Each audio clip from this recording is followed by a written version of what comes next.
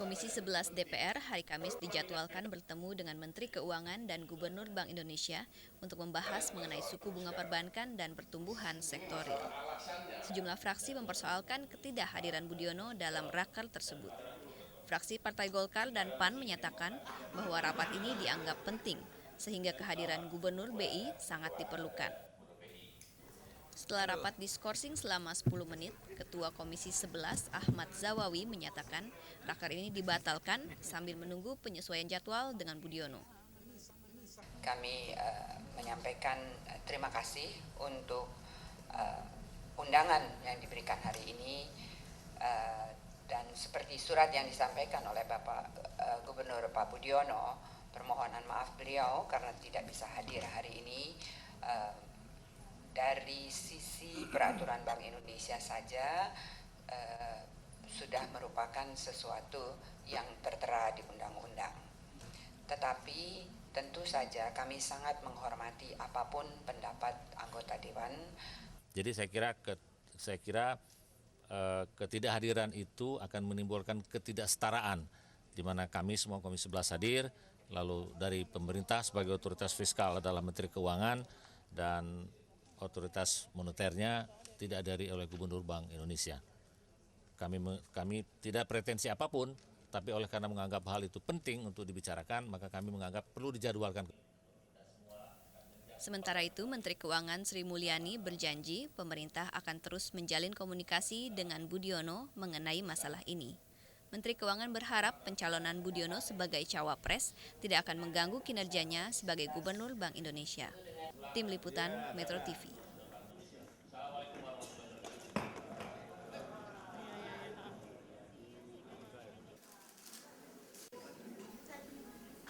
Sinyal positif terhadap pencalonan Gubernur Bank Indonesia Budiono sebagai calon wakil presiden tidak hanya berasal dari lingkup Bank Indonesia, namun juga datang dari bank-bank anggota Perbanas. Meski minim pengalaman politik, namun sosok Budiono yang menguasai permasalahan ekonomi dinilai tepat mendampingi SBY. Selama ini Budiono dinilai telah mampu membawa ekonomi Indonesia ke arah yang lebih baik. Relatif stabilnya rupiah dan melunaknya inflasi menjadi salah satu bukti kepiawaian Budiono dalam mengelola ekonomi dalam negeri. Nah, kalau Anda tanya senang atau enggak, ya senang lah, banggalah Pak Budiono. Orang baik, orang pinter, orang punya integriti dan sudah teruji kan, dia kan udah macam-macam. Mulai dari segala macam deh. Semua kementerian ekonomi udah dia pernah pegang, Bappenas, Menko, Menteri Keuangan, Gubernur Bank Sentral. Dan persoalan Indonesia kan ke depan banyak bagaimana kita agar potensi yang ada bisa kita kembangkan semaksimal mungkin. And I think he is gonna be a good person. Karena kami dalam posisi yang ya kita memang akan menanggapi dengan positif dan kami berharap pergantian pejabat di posisi manapun akan menjadikan kondisi perekonomian dan perbankan itu makin lebih baik. Surprise dan kita dukunglah masyarakat perbankan ya, suatu kebanggaan ya, di mana Gubernur BI bisa memperoleh kehormatan yang luar biasa baru kali ini kan. Majunya seorang tokoh ekonomi dalam pemerintahan diharapkan dapat memberi dampak signifikan pada perekonomian dalam negeri. Apalagi jika sosok tersebut dari kalangan profesional dan bebas dari intervensi partai politik manapun. Mitra Adianti, Edward AR, Metro TV.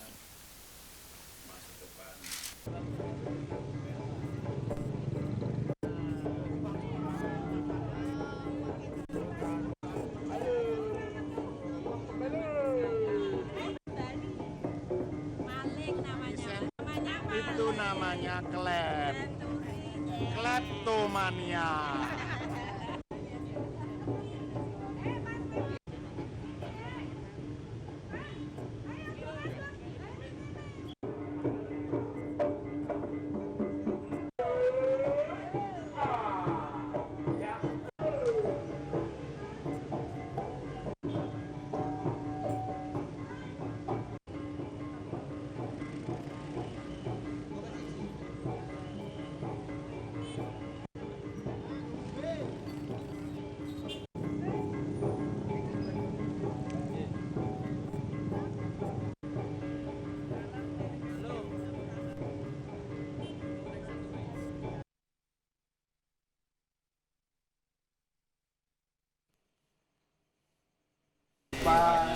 Bapak ada konsisten, Pak. Saya harus pergi ya, kapan-kapan nanti kalau sudah pada waktunya saya akan Tapi bertemu udah dengan Bapak. diberi kasih tahu Pak. Terima kasih ya. Berarti udah siap nih, Pak. Udah siap, Pak.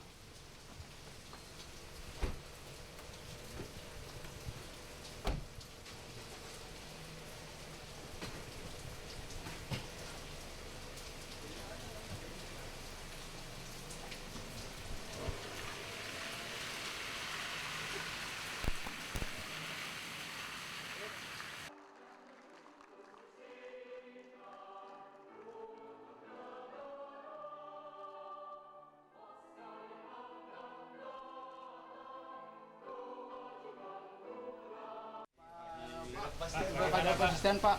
Saya harus pergi ya, kapan-kapan nanti kalau sudah pada waktunya saya akan Tapi bertemu dengan udah Bapak. diberi kasih tahu Pak. Terima kasih ya. Pak Nurdin Manurung, terima kasih sudah ada di sini Pak. Selamat sore. Ya Pak Nurdin, kita mendengar bahwa beberapa ruas jalan tol antara 11 hingga 13 ruas jalan tol rencananya tarifnya akan dinaikkan bulan Agustus mendatang. Nah, pertanyaan pertama, apakah memang kenaikan ini harus dilakukan? Karena sebagian kalangan mengatakan ini kenaikan yang dilakukan dalam kondisi ekonomi Indonesia yang kurang begitu baik. Nah, apakah memang ini harus dilakukan? Apa dasarnya sebetulnya Pak? Ya. Jadi memang penyelenggaraan jalan tol itu punya landasan. Landasannya adalah bahwa investor tersebut kita undang untuk membangun jalan tol. Ya sudah pasti si investor tadi mengharapkan pengembalian investasi dia. Nah itu semua diatur di dalam ya kita sebut perjanjian pengusahaan jalan tol. Di dalam perjanjian pengusahaan jalan tol tersebut juga diatur seperti apa sih rencana usaha penyelenggaraan jalan tol tersebut. Sehingga di sana ada konsesi, ada tarif yang menjamin pengembalian investasi dia.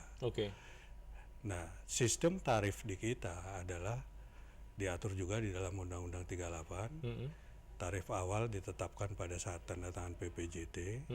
Kemudian dalam perjalanan selama masa konsesi dilakukan penyesuaian tarif per 2 tahun sebesar nilai inflasi yang terjadi pada 2 tahun tersebut. Sehingga itu adalah kewajiban pemerintah yang sudah terikat di dalam perjanjian pengusahaan jalan tol. Oke, nah rencananya ada berapa Pak? 11 atau 13? Ada 13 ruas. 13 ruas jalan tol. Jatuh temponya adalah Agustus 2009 ini. Dan itu akan disesuaikan dengan inflasi.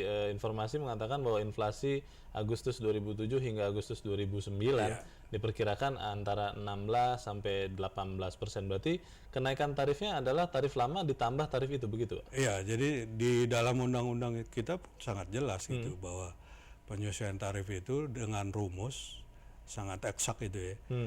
Tarif baru sama dengan tarif lama dikali 1 plus inflasi. Jadi memang itu bukan kenaikan tarif, itu adalah penyesuaian akibat inflasi.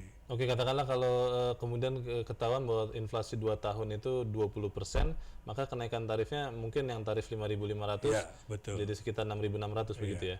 Nah itu apakah kemudian juga akan diberlakukan serta-merta? Kan beberapa waktu lalu kita sempat mengalami juga mau dinaikkan tidak jadi atau diundurkan dulu. Ini bagaimana Pak mengantisipasinya? Ya itu di dalam PPJT-nya memang diatur secara tegas itu ya hak dan kewajiban para pihak. Hak dan kewajiban investor sebagai penyelenggara jalan tol, sebagai operator, hak dan kewajiban pemerintah. Kewajiban investor adalah memberikan pelayanan yang baik, sesuai dengan standar pelayanan minimal yang kita tentukan. Kewajiban pemerintah adalah menjamin pengembalian investasi dia. Antara lain sudah pasti penyesuaian tarif tadi merupakan suatu kewajiban pemerintah. Oke.